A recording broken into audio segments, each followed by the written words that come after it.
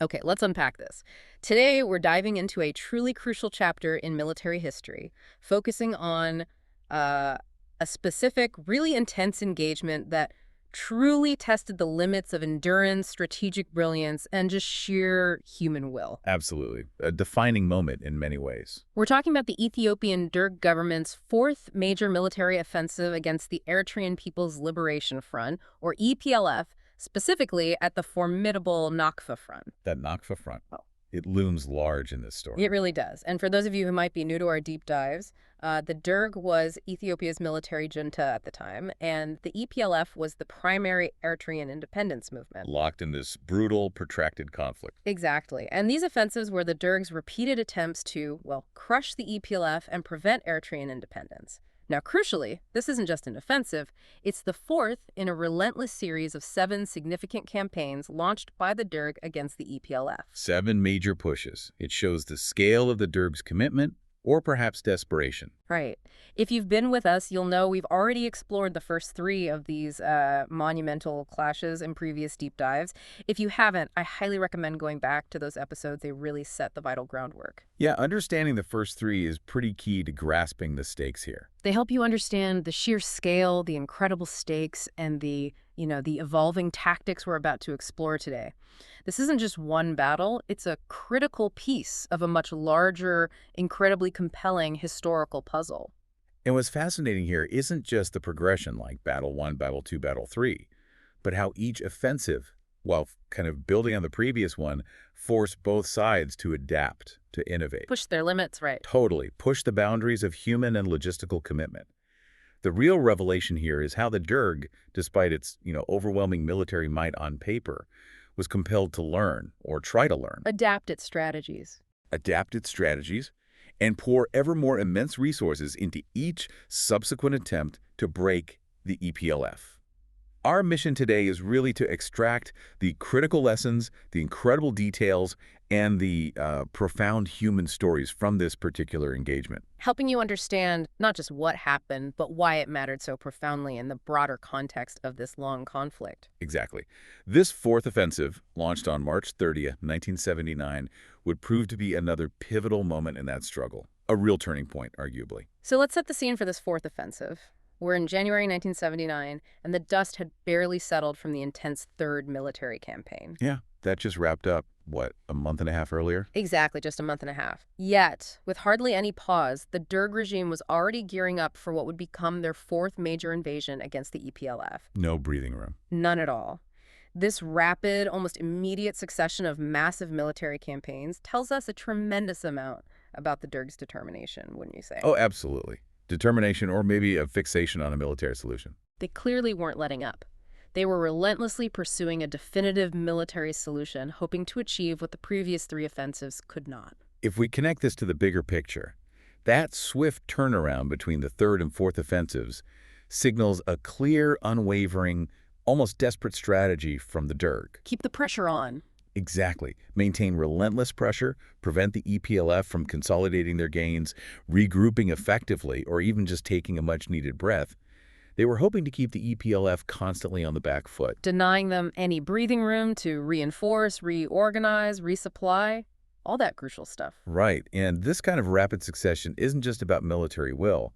It also suggests a significant, almost overwhelming investment in resources to enable such rapid deployment. Logistics must have been staggering. Think about it, mobilizing another massive army, complete with heavy artillery, tanks, air support, just weeks after a major, costly, and, let's be honest, ultimately unsuccessful campaign. It's a stark testament to the Derg's political will and the vast national resources they could bring to bear.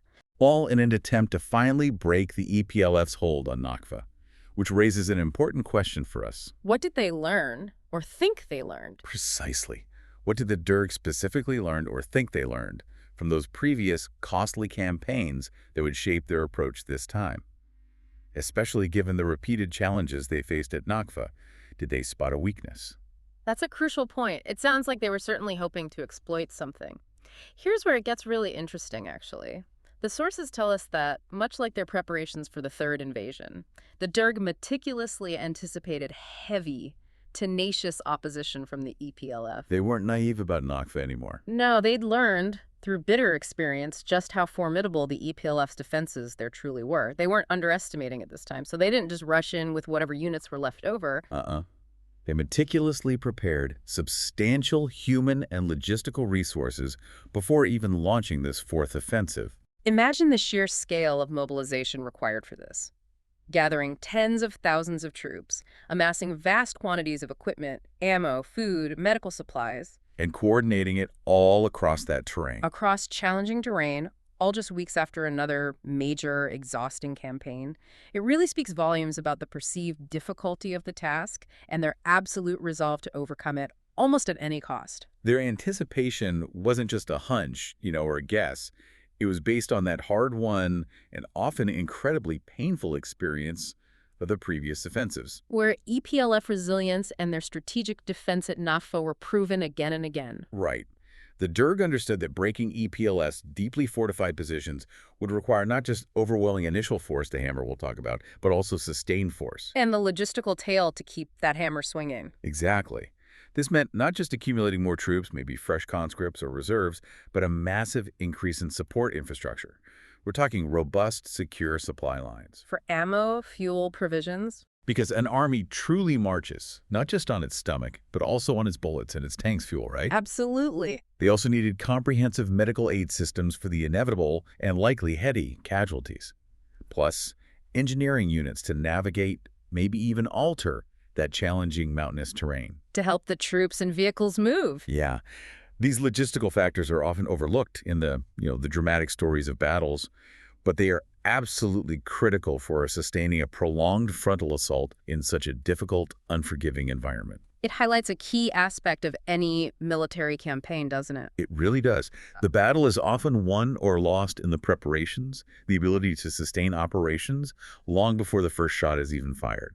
You can have the most brilliant plan, but without the resources to execute it over days and weeks. It's just theory. It's just a theoretical exercise. That really underscores how much of a chess match this was, with logistics being those unseen but absolutely vital pieces on the board. Okay, so the offensive officially kicked off March 30th, 1979. And the strategy, at first glance, seemed kind of similar to the third invasion, but with some crucial differences we'll definitely get into. The primary battleground, once again, was the formidable Nakfa Front. Could avoid it. On one side, the EPLF's People's Army outposts, stretched in a well-defined defensive line from Taba Blat to Testa, situated strategically near Bethlehem. Holding that key ground. Facing them, the Ethiopian army held positions extending from Ameltu to Sebate, setting up their broad attack front. But as we've discussed, the terrain at Nakfa, notoriously difficult. Mountains, gorges. A labyrinth. Right. How did that specific mountainous landscape fundamentally shape the deployments and the types of units each side could effectively utilize? It almost dictated the terms of engagement, didn't it? Oh, absolutely. The terrain at Nakfa wasn't just a backdrop. It was like a third combatant in itself. Steep, jagged peaks, deep winding gorges, very little open flat ground. Terrible for tanks. Terrible for large-scale mechanized movement. Often impossible in many areas. Let's look how both sides adapted their formations to this brutal reality. So the EPLF's alignment of brigades was more or less the same as before, which indicates a well-established integrated defensive line they'd meticulously honed through previous attacks. Like interconnected strong points, interlocking fields of fire, that kind of thing. Exactly. From the far left flank, you had the battle-hardened 58th Brigade anchoring the defense, then seamlessly linked to the 51st, then the 70th, and finally the steadfast 77th Brigades on the right. A solid line. But not just a static line. Crucially, they had integrated additional supporting units scattered throughout the front, not just sitting in the back. This included the 3rd Battalion of Heavy Infantry from the 76th Brigade, a unit known for its specialized mountain combat training. And the resilience? And exceptional resilience right into their forward positions. This layered approach, combined with decentralized artillery and even some repurposed tanks dug in as stationary strongpoints. Like little pillboxes. Sort of, yeah.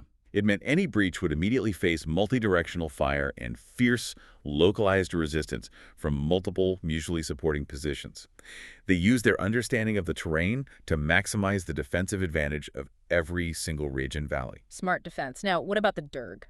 The Derg, on the other hand, brought immense force, structured for a broad, overwhelming assault intended to achieve penetration through sheer weight of numbers and firepower. Throwing everything at it. Pretty much. They had their existing 508th Task Force, that powerful combination of the 501st and 582nd Task Forces, formed back at Acordat, that 508th was stationed on their left wing. Okay. Then, a new addition for this offensive, a sub-task force called 506A, assembled from units out of Karen and Asmara, positioned on the right wing. Broadening the attack front significantly. Yes. And beyond these massive infantry and support task forces, they also deployed an additional large force battalions of artillery, tanks, though again limited by terrain, anti-aircraft units, and notably those powerful BM-21 rocket launchers. Grads. Area saturation. Exactly. Crucial for softening up defenses. And they had heavy Air Force support too, indicating a multi-domain assault, ground and sky, trying to overcome the terrain's limitations from above. But a terrain. But this is precisely where the mountainous terrain of the Nakfa Front became the major equalizer. Unlike previous campaigns on flatter ground, where the Derg could use their superior tanks more freely to maneuver and punch through lines. Here, they were largely neutralized. Severely limited, yes. The steep inclines, deep gorges, rocky outcrops, just not conducive to large-scale coordinated tank movements. This meant their main assets, their true heavy hitters in this specific environment, became their formidable artillery and, crucially, their heavy air force. Delivering firepower from a distance. Right, circumventing some of the terrain's obstacles. But this reliance on indirect fire and air power, rather than combined arms maneuver, fundamentally altered their tactical options. How, then, would this constraint impact their overall strategy, especially for a frontal assault where maneuverability and exploiting breaches are usually key? That's a critical point. Given those significant limitations on their usual heavy hitters, like the tanks, it sounds like the Derg had to really rethink their playbook for this assault. They couldn't just roll over the EPLF like they might have elsewhere. No. Here. So what did they come up with? To try and bypass those terrain challenges and finally break the EPLF's formidable defenses, because this fourth invasion was indeed notably different, wasn't it? It was. A different beast altogether. It aimed to explicitly break EPLF's fortified positions in a direct frontal attack using this highly ambitious strategy known as the hammer and anvil. A classic military concept, but applied here, it was audacious. Right. This was about a direct breach, a decisive breakthrough, not just flanking initially, which implies a new level of aggression. Can you break down what this hammer and anvil strategy specifically entailed for the Derg's missions at Nakfa? It sounds incredibly ambitious, maybe too ambitious given the ground. You're right, it was incredibly ambitious, and it represented a significant escalation in their tactical thinking for Nakfa. What's fascinating is this two-pronged, yet interdependent approach they envisioned.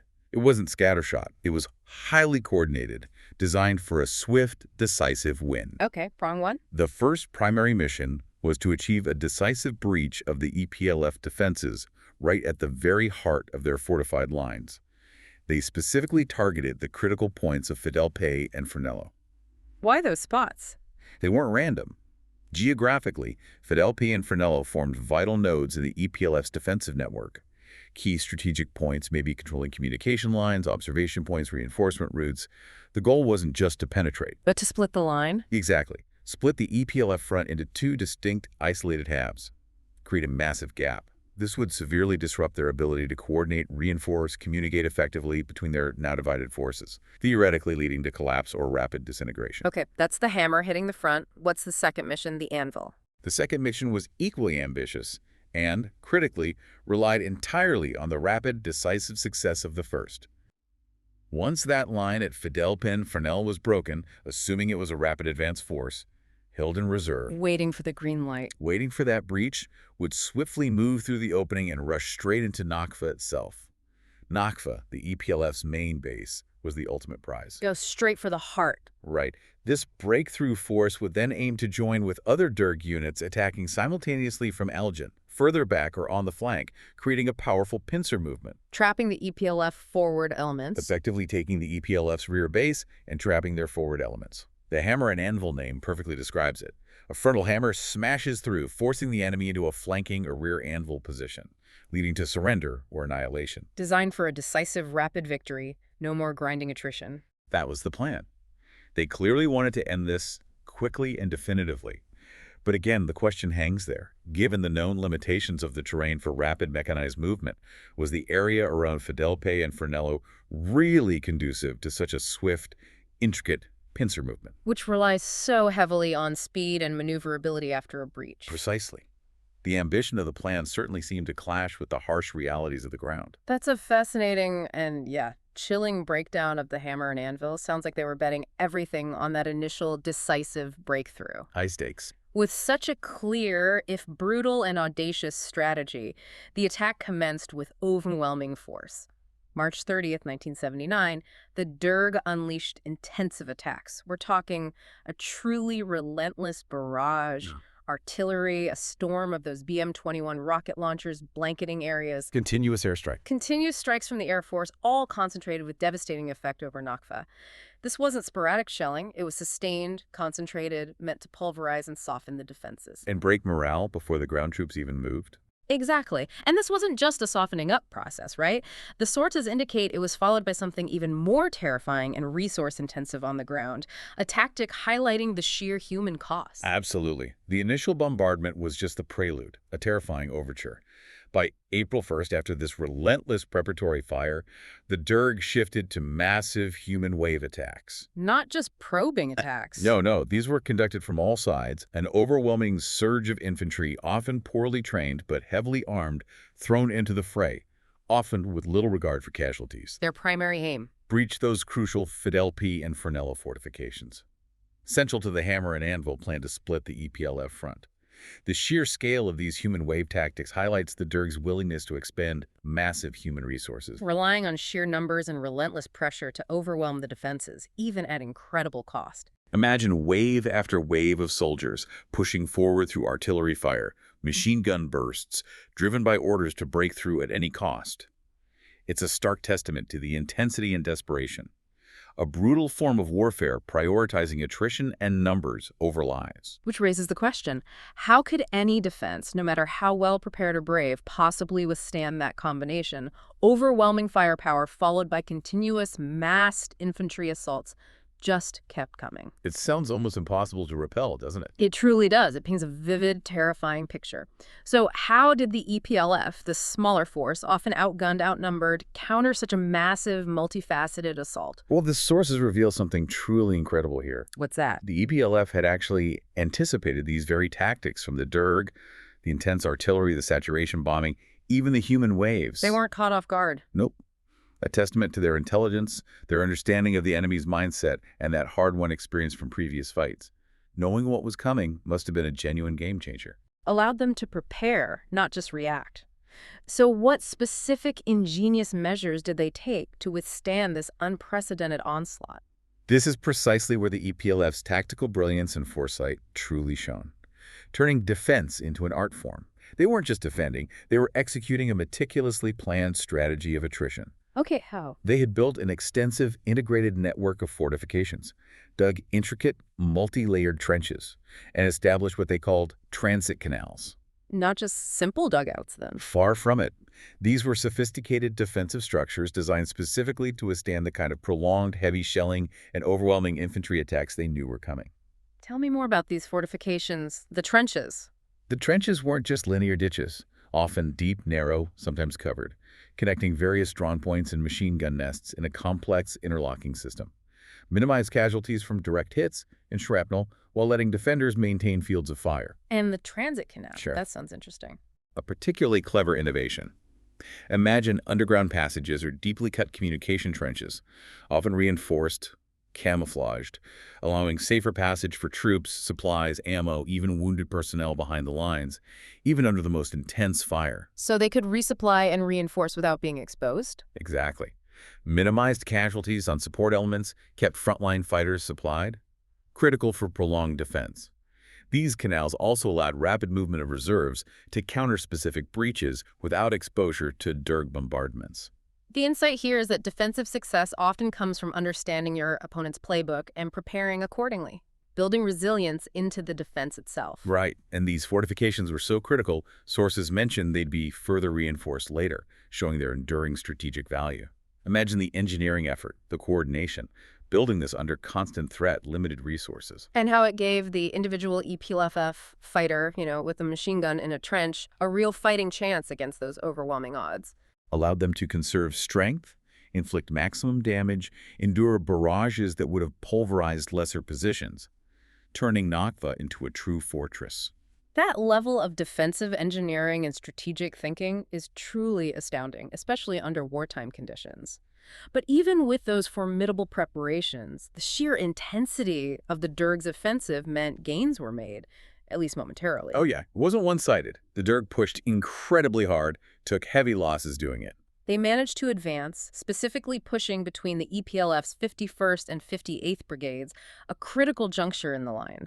They even gained control of the gorge on the right-hand side of Fidelpe. A significant tactical gain threatening the EPLF's central defenses, potentially opening the door for that hammer and anvil. They pushed further, took some defense lines in an area known as Globe, likely offering a commanding view or strategic access.